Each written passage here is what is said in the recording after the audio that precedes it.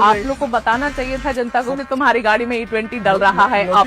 Madam जल्दी मत करिए, थोड़ा समझ लीजिए। ठीक है, आप बताइए, फटाफट इस बरस निकलना है। लेकिन मगर सवाल तो आएंगे अरे, सर। पहले तो नितिन गडकरी जी ने कभी ये बात नहीं मानी थी कि एथेनॉल से माइलेज कम होती है।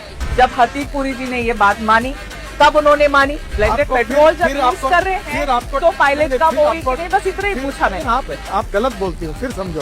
देश की जनता अभी सीरियसली कंफ्यूज है कि नितिन गडकरी जी के पास पेट्रोलियम का कारभार है कि इनके पास ट्रांसपोर्ट का डिपार्टमेंट है। आप एथेनॉल के ब्रांड एम्बेसडर बन के बैठे हुए।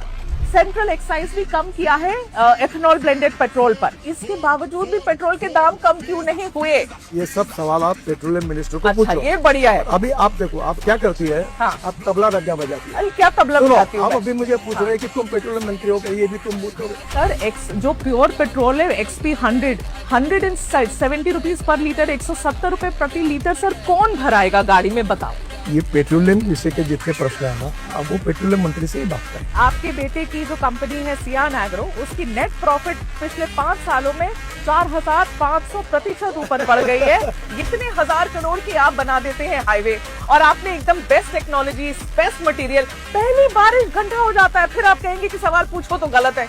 ऐसे कैसे? मैं एंटी नेशनल थोड़ी हो जाऊंगी सवाल पूछूंगी तो। मैं आपको दिल्ली देहरादून पूछूंगी सर, उस पर गड्ढे हुए थे सर। तो आप सबको पेड कैंपेन बोलेंगे, आप कहेंगे सब पेड कैंपेन है, सब ऐसे लोग हैं।